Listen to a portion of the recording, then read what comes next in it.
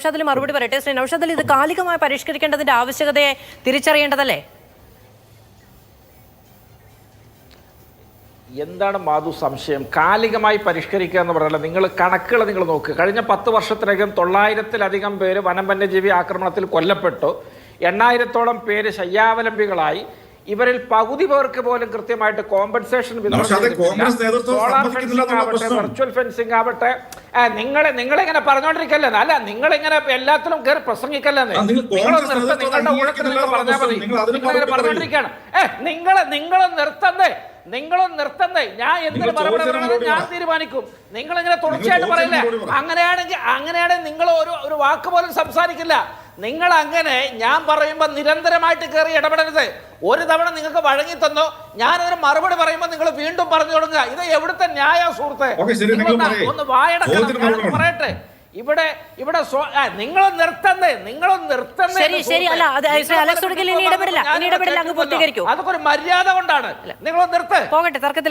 ഇവിടെ സോളാർ ഫെൻസിങ്ങിന്റെ കാര്യം, ഇവിടെ വെർച്വൽ ഫെൻസിങ്ങിന്റെ കാര്യം, ഇവിടെ GPS ID കോളേഴ്സ് ഘടിപ്പിക്കുന്ന കാര്യം തുടങ്ങിയ കാര്യങ്ങൾക്കൊക്കെ വിനിയോഗിക്കേണ്ട ബജറ്റ് വിഹിതത്തിന്റെ 50% പോലും എക്സ്പെൻഡിച്ചർ ആയിട്ടില്ല. ഇത്തരത്തിൽ ഒരുപാട് വൈകല്യങ്ങൾ നിറഞ്ഞ വനം വന്യജീവി ഭരണ അഡ്മിനിസ്ട്രേഷൻ വ്യവസ്ഥിതിയും ശൈലിയുമാണ് നമ്മുടെ രാജ്യത്തും സംസ്ഥാനത്തൊക്കെ ഉള്ളത്, പ്രത്യേകിച്ചും കേരളത്തിലുള്ളത്. ഇതിലൊക്കെ സമൂലമായ അഴിച്ചുപണിയും പരിഹാരങ്ങളും വേണം. അല്ലാതെ സന്ദർഭത്തിൽ നിന്ന് അടർത്തിയെടുത്ത ഏതെങ്കിലും ചോദ്യോത്തര ശകലങ്ങൾ വെച്ച് വിഷയങ്ങളെ സാമാന്യവൽക്കരിക്കരുത്. അല്ല, അത് അങ്ങനെ ഒരു സാമാന്യവൽക്കരണമൊന്നുമല്ല ശ്രീ നൗഷാദിൽ. അതായത് 72-ലെ വനനിയമത്തിന്റെ പരിഷ്കരണം നിലവിൽ താൻ അതിനെ ശുപാർശ ചെയ്യില്ല, അല്ലെങ്കിൽ താൻ അതിനെ നിർബന്ധിക്കില്ല എന്ന് പ്രിയങ്ക ഗാന്ധി പറയുമ്പോൾ നിങ്ങൾ മലയോര സംരക്ഷണ യാത്ര നടത്തുകയാണ്. മലയോര സംരക്ഷണ യാത്രയിൽ നിങ്ങളുടെ നേതാക്കളടക്കം ആഞ്ഞടിക്കുന്ന സമയത്ത് നിങ്ങളുടെ ഏറ്റവും മുതിർന്ന നേതാവിന് അങ്ങനെ തോന്നുന്നില്ല?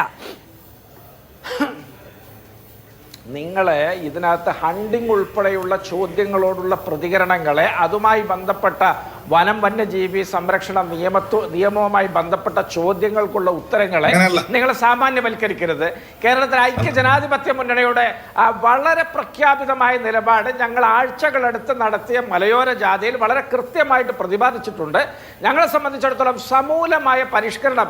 മാധു, ഞാൻ ആദ്യം പറഞ്ഞല്ലോ, ഓരോ സംരക്ഷിത വനപ്രദേശങ്ങളുടെയും ക്യാരിയിങ് കപ്പാസിറ്റിയെ കുറിച്ച് ശാസ്ത്രീയമായ പഠനം നടത്തണം. എന്നിട്ട് വേണം നമ്മൾ ഈ വിഷയത്തെ അഭിസംബോധന ചെയ്യാൻ. അതുപോലെ തന്നെ കോമ്പൻസേഷൻ കൃത്യമാക്കണം.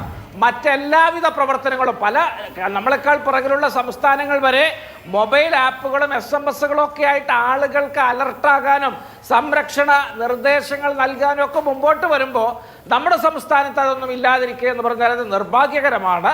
അതൊക്കെ ഉണ്ടാകണം, വേണം. മലയോര ജനതയുടെ ജീവന് അത് വലിയ വിലയുണ്ട്. കോൺഗ്രസ് പാർട്ടിയുടെ നിലപാട് പ്രഖ്യാപിതമാണ് എങ്കിൽ നിങ്ങളുടെ മുതിർന്ന നേതാക്കൾ അത് അറിഞ്ഞിരിക്കുക എന്ന് ആഗ്രഹിക്കുന്ന തൽക്കാലം നിവൃത്തിയുള്ളൂ. ശരി, മാത്രമല്ല ഈ പറയുന്ന മൊബൈൽ സംവിധാനവും മുന്നറിയിപ്പ് സംവിധാനവും ഒക്കെ പ്രാബല്യത്തിലുള്ള സ്ഥലങ്ങൾ കേരളത്തിലുണ്ട്.